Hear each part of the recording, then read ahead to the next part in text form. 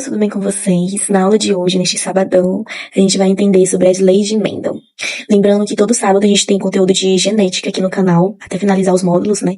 E são aulas mais curtas, né? Pelo menos é o objetivo, às vezes fica um pouquinho mais extenso do que o esperado, mas a ideia é justamente trazer algo mais desmistificado, mais resumido, cheio de macetes, para que vocês e eu também possam entender, porque essas videoaulas aqui de medicina vão servir para quando entrar na faculdade ou revisar antes de entrar, na verdade, pouco antes de entrar.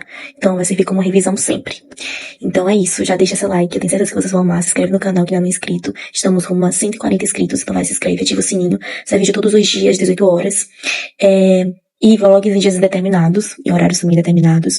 Comenta suas ideias, suas dúvidas sobre esse vídeo ou algum complemento. Compartilha comigo que tá se preparando pro Enem, porque também tem a ver com o Enem, tem total relação. Genética cai todos os anos. A prova de ciências da natureza tá cada vez mais complexa, então preste bastante atenção que vai fazer o Enem ou outro vestibular. Ou mesmo tem curiosidade de saber sobre genética.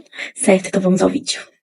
Bom, gente, as leis de Mendel são a base da genética, né? Por isso que na videoaula passada eu trouxe essa questão mais conceitual do que significa as características do DNA e do RNA. São os pilares aí dessa área, mas agora a gente vai avançar cada vez mais. E hoje nós vamos falar especificamente sobre as leis de Mendel. E elas vão explicar as características passadas dos pais para os seus filhos. Exatamente, né? Quando a gente fala de genética, a gente fala de hereditariedade. O monge Gregor Mendel, considerado o pai da genética, realizou experimentos com a ervilha. Então, com a ervilha ele conseguiu entender, né, e assim fomentar a base do que conhecemos hoje como genética. E chegou a essas conclusões que são fundamentais até hoje, está cada vez mais revolucionando a medicina, a ciência, né. Enfim, a partir dos conhecimentos dele. A primeira lei de Mendel é a lei da segregação dos fatores.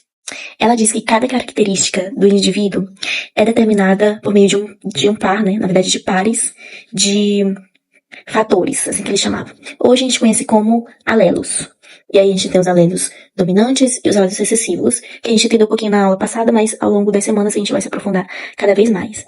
E esses alelos, eles se separam durante a formação de gametas, né? Cada gameta, que é a célula sexual, recebe apenas um desses fatores. Imagine a cor das ervilhas, né? Das sementes, na verdade, das ervilhas. Mendel notou que a cor amarela era dominante sobre a cor verde. E aí, a partir disso, ele definiu genótipo, fenótipo, cruzamento, proporção. Certo?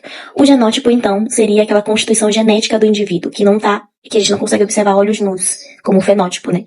Por exemplo, as sementes amarelas puras, azão, homozigotas dominantes, e sementes verdes puras, azinho, que são recessivas, né? Homozigotas recessivas. Isso a gente aprendeu nessa parte conceitual na semana passada. Então, se você não conseguiu pegar esse meu raciocínio, volta lá, se não assistiu, para revisar sobre isso.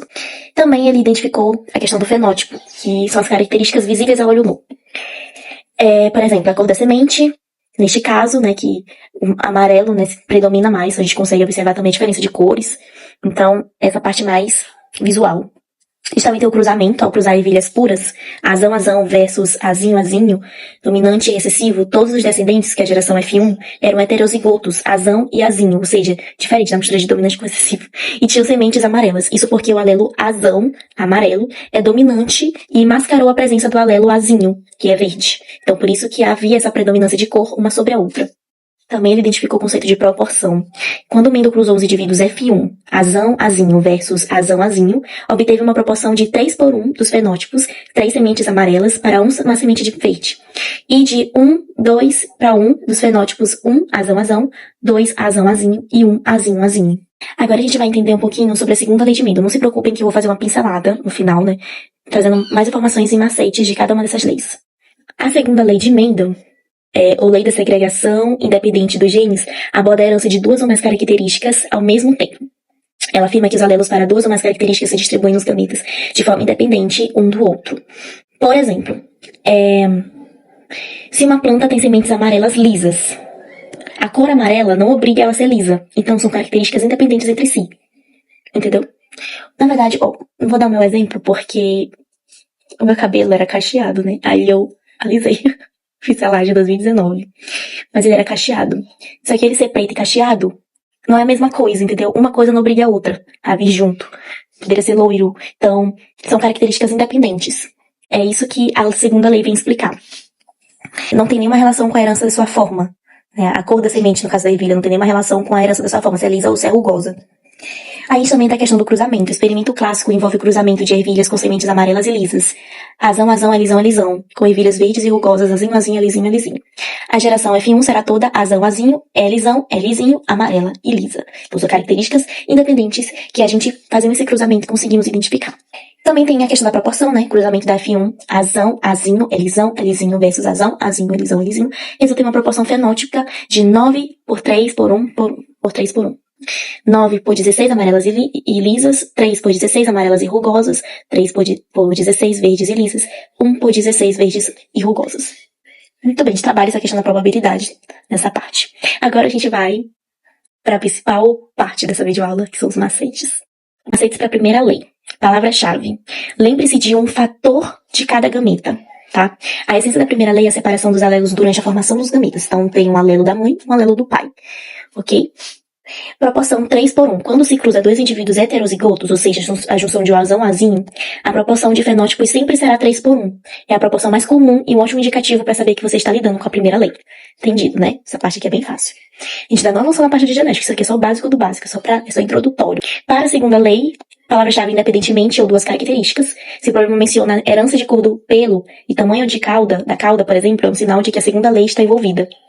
O macete da multiplicação, a proporção 9 por 3 por 3 por 1 da segunda lei é o resultado da multiplicação das proporções da primeira lei. Então, uma se vincula com a outra, trazendo, claro, cada uma informações complementares. A proporção fenótica de azão, azinho versus azão, azinho é 3 por 1, 3 dominantes e 1 recessivo. Se você tem dois cruzamentos, azão, azinho versus azão, azinho e bezão, bezinho versus bezão, bezinho, basta multiplicar as proporções. 3 por 1 vezes 3 por 1 igual a 3 vezes 3, dividido por 3 vezes 1, dividido por 1 vezes 3. Isso resulta em 9 por 3 por 3 por 1. Esse macete pode ser usado para qualquer problema de hibridismo, duas características, e te ajuda a economizar tempo. Esse último macete, ele se remete também à matemática. Então, quem já conhece ele pela matemática vai saber relacionar com a genética, que é o uso do certo? Para calcular a probabilidade de um indivíduo ter duas características ao mesmo tempo, use o como multiplicação. Por exemplo, qual a chance de um indivíduo ser alto e ter olhos azuis? Aí, ser altazão e ter olhos azuis, bezinho, bezinho. E aí qual seria essa probabilidade? Aí a gente teria que calcular a probabilidade de ser alto, né? Por exemplo, 3 por 4. Calcular a probabilidade de ter olhos azuis, bezinho, bezinho, exemplo, 1 por 4, e multiplicar os resultados. 3 por 4 vezes 1 por 4, que dá 3 sobre 16, né? 3/16. Pois é, matemática bem básica, né? Agora eu lembrei de fração. Então, muitas vezes, ele é usado como sinal de multiplicação. Quando no enunciado, vocês vão ver muito isso no Enem, em outros vestibulares. Para não dizer multiplica, para não ser muito direto, e para enrolar um pouquinho a cabeça do candidato, eles vão dizer isso. E qual seria essa relação entre um e outro? Aí tem que, no caso da probabilidade, multiplicar, certo? Serve para outras questões de probabilidade no Enem também, que cai muito. Eu trouxe também uma informação que eu usei muito no ensino médio, que foi uma tabela que a gente faz, serve como macete, porque é um método, né? É o quadrado de Purner, certo? O quadrado de Purner é uma ferramenta visual, indispensável. Ele organiza a probabilidade dos fenótipos dos descendentes de um cruzamento. Então, quando a gente fala de cruzamento, a gente vai lembrar dessa tabela e a gente vai saber fazer direitinho, montar ela direitinho. Como usar? Desenhe um quadrado. Vou colocar um exemplo aqui, mas eu vou falar um passo a passo para vocês e treinem em casa. E divida-o em 4 para um cruzamento de uma característica. Escreva os alelos de um dos pais na parte superior do quadrado, por exemplo, azão, azinho. Escreva os alelos do outro pai na lateral, exemplo, azão, azinho. Preencha cada célula combinando os alelos da linha e da coluna correspondentes. Vamos aos macetes. Simplicidade. Para problemas com uma única característica, monohibridismo, o quadrado 2 por 2 é perfeito, né? Tá certinho. Complexidade. Para problemas com duas características de hibridismo, o quadrado 4 por 4 é o ideal, mas pode ser trabalhoso. Use-o se tiver dúvidas, mas o macete da multiplicação geralmente é mais rápido, é aquele que eu ensinei agora para vocês. Então é mais fácil você fazer essa tabelinha para quando for na simplicidade, né? Quando for monohibridismo, com uma única característica. Importante também sempre lembrar dos termos chaves. Muito importante, gente. Genótipo, gene. Fenótipo, facial. Vamos lembrar do F de facial, tá? Não é só o rosto não, é o corpo inteiro, mas é só uma dica pra gente lembrar assim de cara que um é visual, o outro mais por dentro, né? Genótipo é a receita genética. As letras como azão, azão, azão, azinho, azinho, azinho, por exemplo. Fenótipo é a forma física, a cor, o formato, tudo isso, né? A parte mais visível. Também a gente tem o dominante e recessivo. O dominante é azão, azão. E recessivo, azinho, azinho. Certo? dominante, a azão se mostra sempre que está presente. E o recessivo, o azinho só se mostra se estiver em dose dupla. Por exemplo, o azinho ele só vai aparecer se tiver azinho, azinho. Quando tiver azão e azinho heterozigoto, o azão vai ser dominante, entendeu? Homozigoto e heterozigoto. Homozigoto significa que os alelos são iguais, azão, azão, azinho, azinho. Pense em homo como o mesmo, né? E hétero diferente, azão, azinho. Isso é bem fácil, mas é importante sempre a gente lembrar. A gente também tem o macete da combinação para gametas. Quando precisar descobrir todos os possíveis gametas que um indivíduo pode produzir, especialmente cruzamentos complexos, use este truque. Primeiro, separe os pares de alelos. Depois, combine o primeiro alelo de cada par com o segundo alelo do outro par. Por exemplo, um indivíduo com um genótipo azão, azinho, bezão, bezinho. Pares azão, azinho e bezão, bezinho. Aí agora a gente vai combinar os gametas possíveis. Pode ser azão, bezão, azão mais bezinho, azão, bezinho, azinho, bezão, azinho, bezinho. Colocando aqui pra vocês. Então o indivíduo ele produzirá 4 tipos de gametas diferentes. Esse método se torna ainda mais útil com 3 ou mais características, onde o número de combinações é maior. Por exemplo, para um genótipo azão, azinho, bezão, bezinho, cezão, cezinho, os gametas seriam azão, bezão, cezão, azão, bezão, cezinho, azão, bezinho, cezão,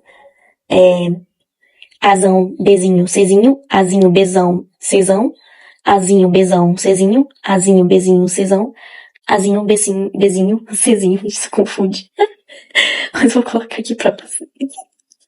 A genética é uma área que a gente precisa prender a atenção, entendeu? Porque qualquer detalhe erra. Então, nas próximas aulas a gente vai aprofundar melhor. E a ideia é essa, fazer uma videoaula mais curta, mais simplificada, já que genética é complexa, né? Mas eu vou descomplicar a sua e a minha vida. Partiu. Até o próximo sábado. E amanhã a gente tem conteúdo de Enem aqui no canal, tá? Amanhã é segunda. Só pra te ajudar aqui a lembrar do nosso cronograma, nosso planejativo aqui de vídeos. Domingo, Enem. Segunda, Enem. Terça, inglês, English 360 graus. Quarta, MED. E aí a gente vai finalizar a histologia. Aí a gente tem 2 semanas mais de histologia. Essa é a outra. Essa agora é tecido muscular e a outra é tecido nervoso. Quinta, espanhol sem fronteiras. Sexta, food facts essential. E aí a gente já tem uma programada, né, café. Tá incrível. Tudo sobre o café.